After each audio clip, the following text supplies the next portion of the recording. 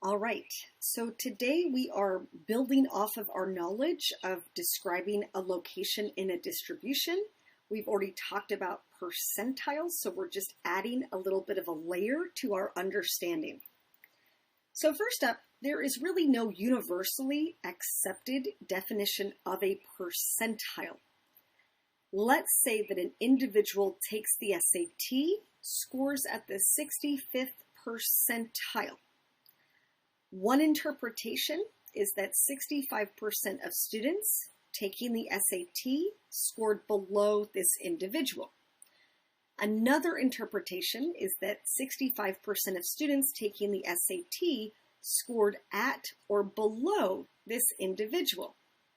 Unfortunately, these two definitions can lead to dramatically different results, especially when there's relatively little data.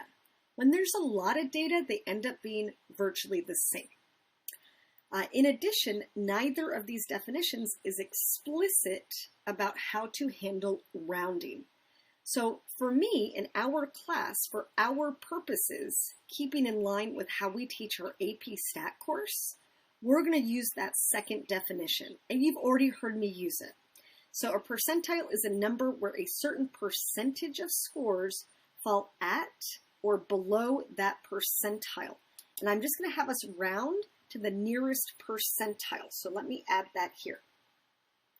So round to the nearest percentile.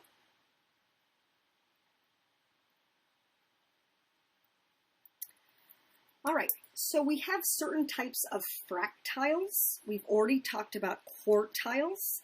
Right, it divides a data set into 4 equal parts, 4 quarters. So when I think of the Q1, my first quartile, that's really the same thing as my 25th percentile. I can write it shorthand like that. So that just means the 25th percentile.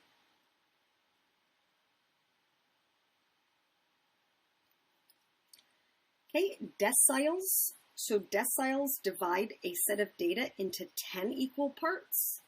So if I'm looking at the first decile, that would be the same as the 10th percentile.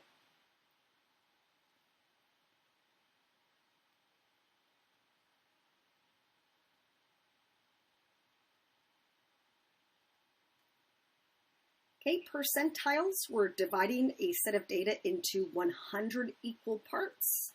So if I said P1 like that, that is my first percentile.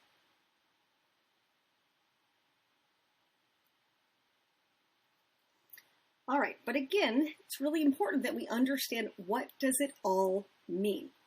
So let me slide this up. So when I look at this visual, I have a histogram, and we've marked right here the 20th percentile, right there. So it's that breaking point right here where we're looking at 20% over here and 80% over here. So what that would mean if you were in the 20th percentile is that 20% of those who took the same exam earned a score at or below your score. So I like to also just think of it more basically as you outperformed about 20% of the other people. So let me write that down. So 20% of those taking the same test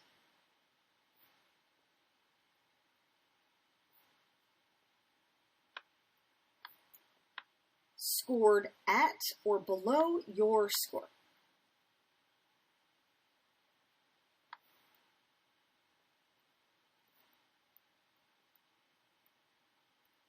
Okay, so that's being technical. So 20% of those who took the same test as you scored at or below your score. You can also think of it as roughly you outperformed about 20% of other people.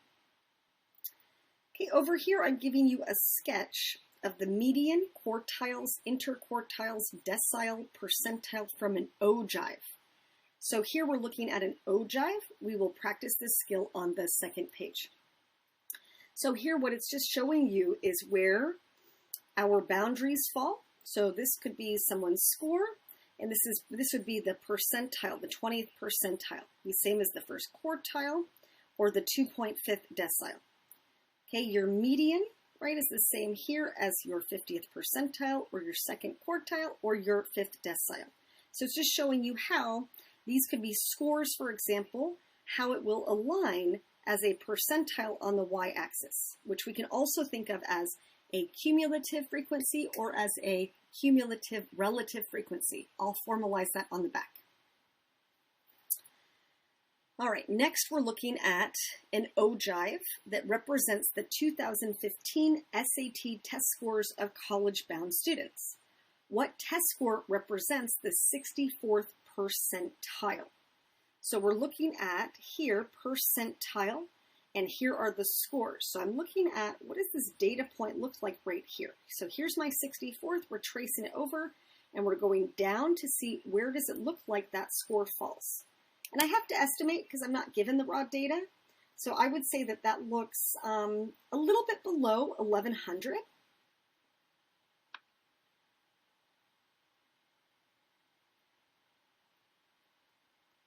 So I'll estimate it as about 1080. Okay, if you said something in that ballpark, no problem. So from the graph, it looks like 64%, that 64th percentile aligns to a score of about 1080, 1080. So this means that 64% of students earned a score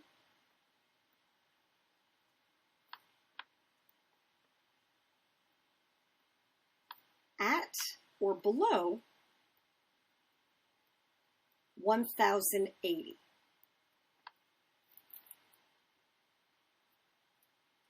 Okay, in example 2, the ages of the residents of Ogive, I think that's how you pronounce it. I actually looked it up earlier. Ogive, I think that's right. Ogive are represented in the ogive. At what percentile is a resident whose age is 47?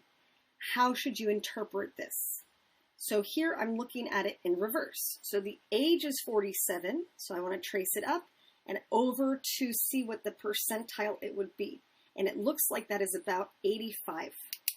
So we're going to say that looks like it's about the 85th percentile.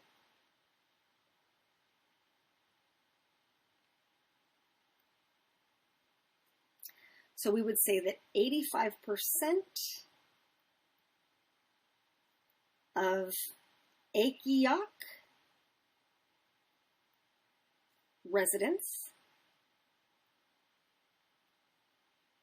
are 47 years old or less or younger.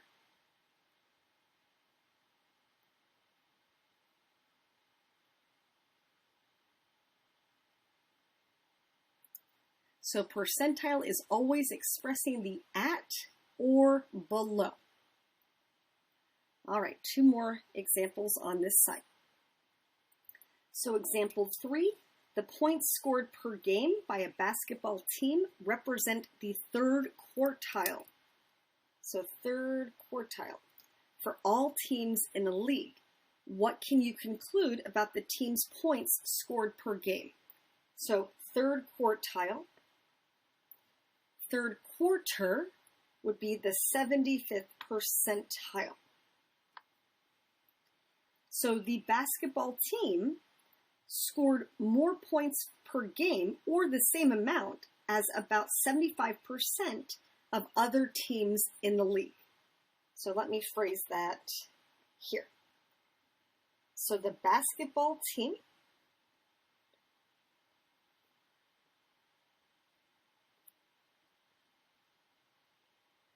scored more points per game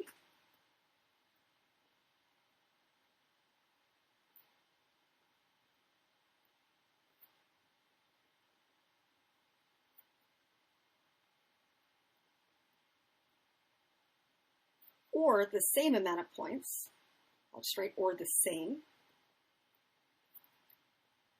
as 75% of other teams in the league.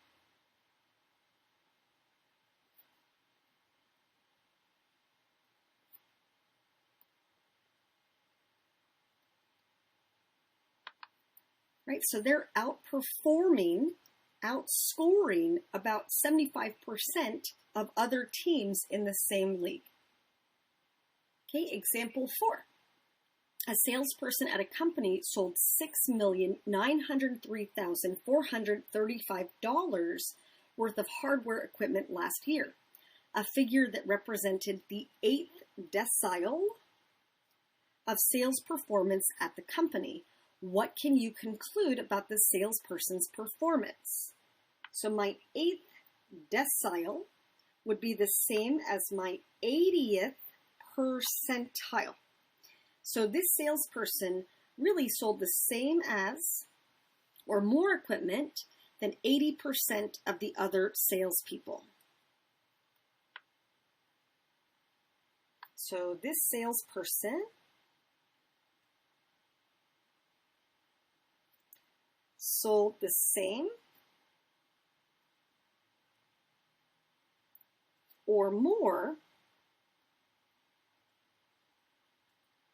than 80% of his or her peers. I'll phrase it like that.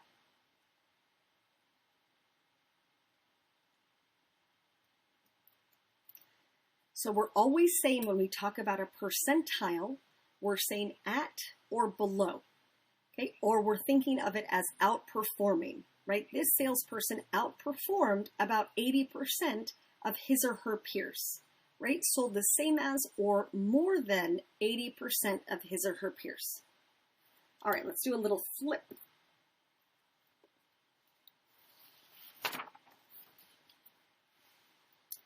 All right, we want to make an ogive. So an ogive could be a cumulative frequency, so a running total with count, or a cumulative relative frequency, a running total with percents, fractions, or decimals. So here I'm giving you just an explanation to start.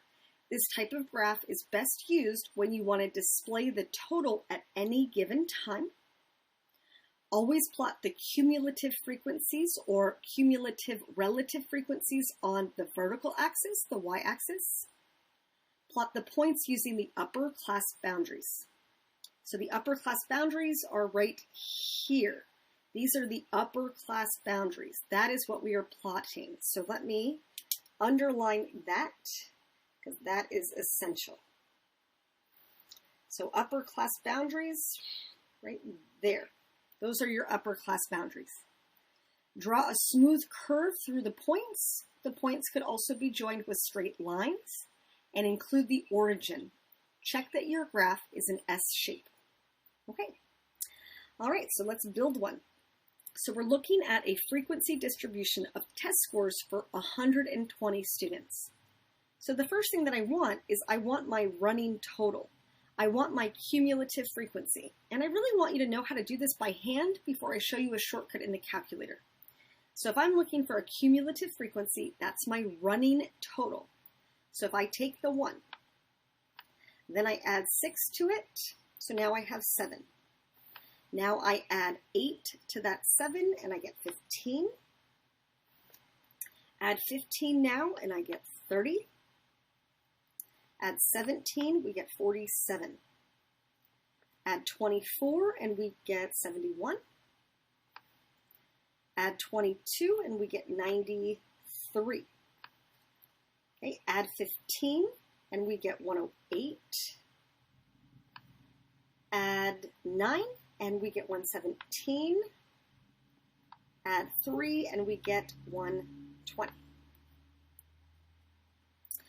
All right, so now we need to figure out the relative frequencies. So all we're doing is we're taking the cumulative frequencies and dividing by 120. So I need to do, well, what's 1 over 120? And then here I'm going to say, what is 6 over 120? Because I'm looking at the relative frequency. So I'm just looking at the frequency over the total. So here I'm going to write everything as a percent. This would get me about 0.83%. This would get me equal to 5%. Okay, and then I'm just going to round everything to 2 spots if I need to. So this will be 6.67, 12.5, 14.17, right, all percents, 20, 18.33, 12.5, 7.5, and 2.5. Okay, so again, all I did is I took each frequency and divided by the total, which was 120. So I'm looking at each of these numbers divided by 120, and I wrote them as percents. Okay, the cumulative relative frequency, I'm going to take all of these numbers now and divide by 120. So this would be 1 over 120. This would be 7 over 120, and so forth. So I'm just going to fill those in really quickly, because I think you understand how to get them. Okay, the next one would be about 5.83, 12.5, 25, all percents, 39.17, 59.17, 77.5, 90, 97.5, and 100. So let me just make sure we know where these numbers came from. So the cumulative frequency was our running total. So we start with 1. 1 plus 6 is 7. We add the 8. Now we're at 15. We add the 15. Now we're at 30. We add the 17. We're at 47, and so forth. The relative frequency, how do our frequencies relate to the whole? So we take each frequency, divide by 120. So here, this column is everything here divided by 120.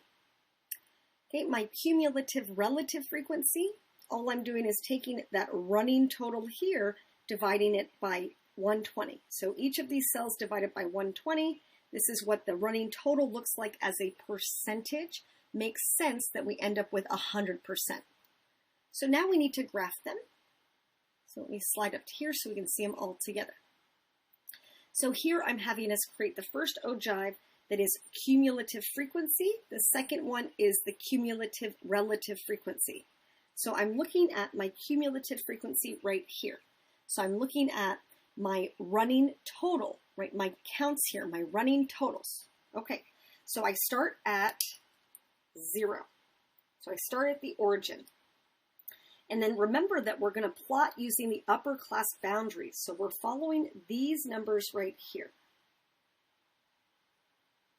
So when we plot those test scores, those are the X values, and the cumulative frequencies are going to be our Y values. So I'm essentially plotting a point at 10, 1. So right about here. And then 27.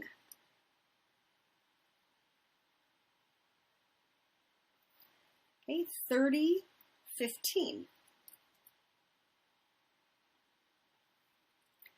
40, 30.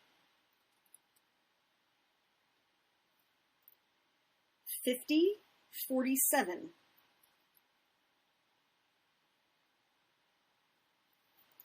60, 71.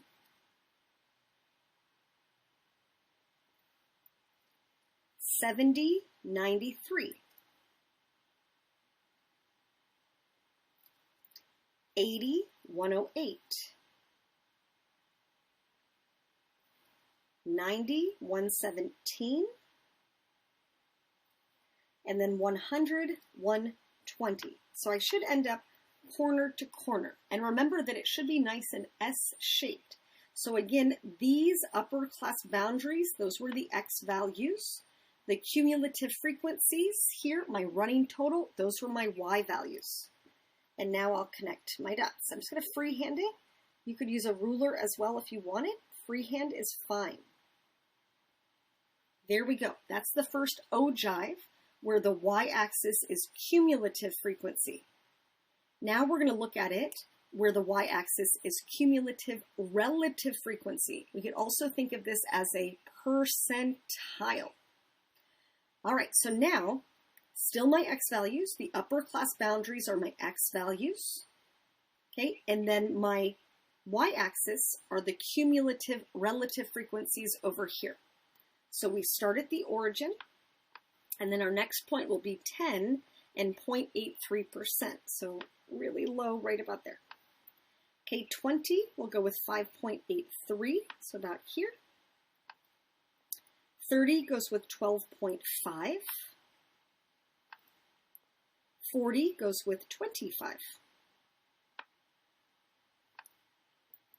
50 goes with 39.17, so just a smidge below 40. 60 goes with 59.17, so right there. 70 goes with 77.5, so about right here. 80 goes with 90. 90 goes with 97.5. And then we end with 100, just like that. And then I have to connect the dots. So same thing, I can freehand it, that's fine. I can also use a ruler. It doesn't matter. Okay, so I'm looking at my two ogives. They have the same shape. What's different is that the y-axis here was my running total as a count, and here a running total as a relative frequency. So I could also say percentile right here. I'm going to add that language right here.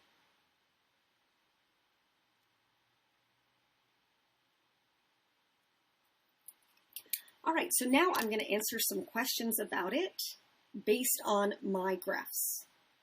So let me slide up so I can see them all. All right, so first question. How many students, that means I'm looking over here because here's my count of students, earn scores less than or equal to 40. So I'm looking at, here's my test score of 40, I'm going up and I'm going over. So I'm seeing that, okay, here's the test score of 40, that would give me 30 students. So there are 30 students who earned a score of 40 or below.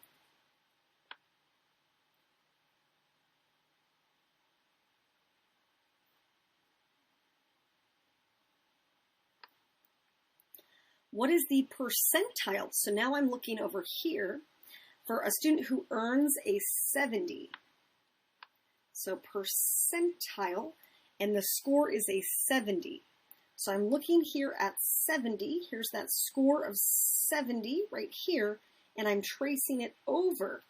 So here, if I use my ruler and I look at where 70 is, where does it come over? Right about here. So if I made an approximation, I'd probably say that that's about the 78th percentile. So if you said something that was really close to that, please do not worry about it. Right? We are estimating from our graph. So I'm going to say that that looks like that's about the 70th percentile. 78th percentile. Okay, estimate the score. So here we want the score that corresponds to the 40th percentile. So here I'm reading it in reverse. So I'm looking at the 40th percentile, tracing it over to about right here, and then down to about right here. So if I'm thinking, where does this trace over? So 40th percentile right to here, come down, I would say maybe 51 or 52. I'm going to say a score of about 51. So again, I'm making an estimation. I'm making an approximation, right? So 40% of students earned a score of about 51 or less. That's what it means. Okay, estimate the score that corresponds to the third quartile. So third quartile, Q3, is the same as the 75th percentile. So I'm looking over here, where's the 75%? Trace it over to about here, and then trace it down. So if I had to make an estimation, I can always use a ruler too. So if I'm looking at 75, so about right here, tracing it over to about right here and then down, right, where would I say that is? I'd say that's about 68. So I'm going to go with an approximation of 68. Okay, and then lastly, estimate the score that corresponds to the 7th decile. So the 7th decile is really the 70th percentile. So here I'm looking at 70%. I'm going to trace it over to here and then trace it down roughly. And I'm trying to think, where does that fall approximately? And if you want to use your ruler, that's fine too. So I'm looking at the 70 and then trace it down. I'd probably say, based on my graph, maybe 66, 65, 66, somewhere in that ballpark. I'll say 66. Okay, so again, we're doing an approximation from a graph. If yours is fairly close to mine, please don't worry about it, but we should be in the same ballpark. All right, that's all I have for today. Have a good rest of your day.